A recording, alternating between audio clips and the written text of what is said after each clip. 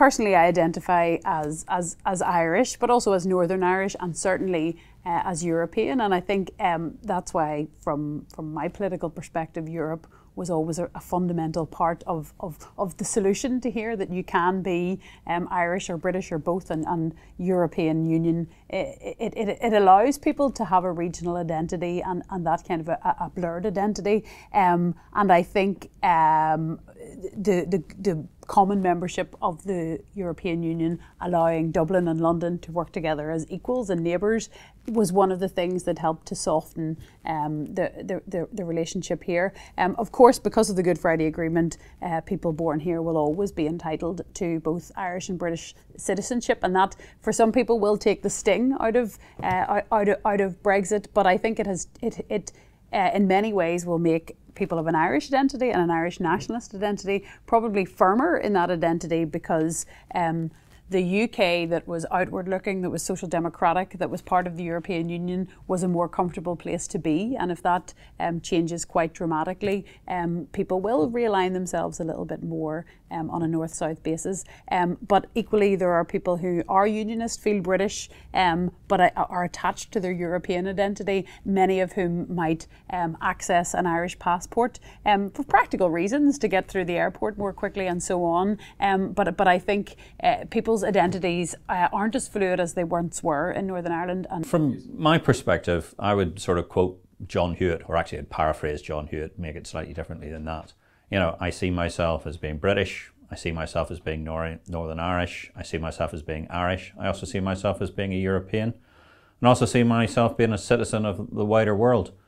And that's the thing about Northern Ireland, because for many people in Northern Ireland, that is the case. They see themselves as British, they see themselves as Irish, they see themselves as Northern Irish, they see themselves a bit of everything.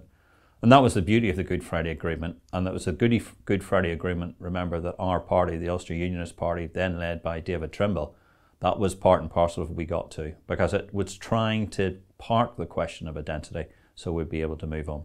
Every bone in my body, every breath that I take, I'm Irish through and through.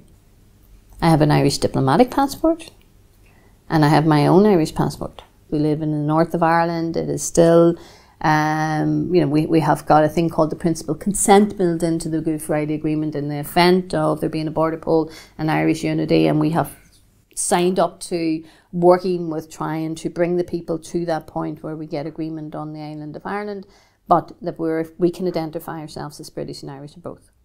But I say, but whether you're British or Irish or both, I don't want any second-class citizenship here. People are entitled to have both.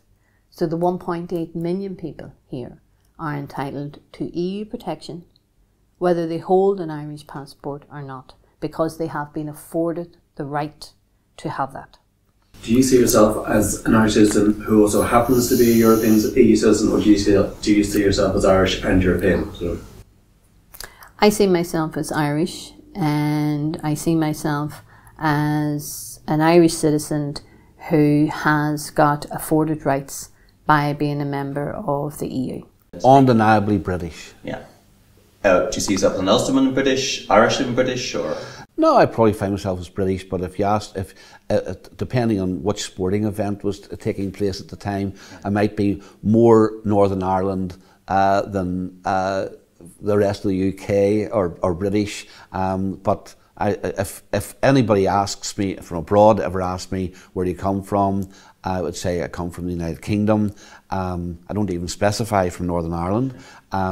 I travel on a British passport. I regard myself as a British citizen, and I'm very, very proud of my British history. Did you feel any sense of European, any part of your identity when you're? No, I don't. I enjoy travelling in Europe, and you know, I would hope that when we leave the EU, I will continue to take my holidays in different parts of Europe, ride my motorbike across Europe, buy European goods where they are price competitive, etc.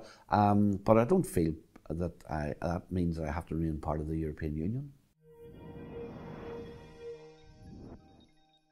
Get more from the Open University. Check out the links on screen now.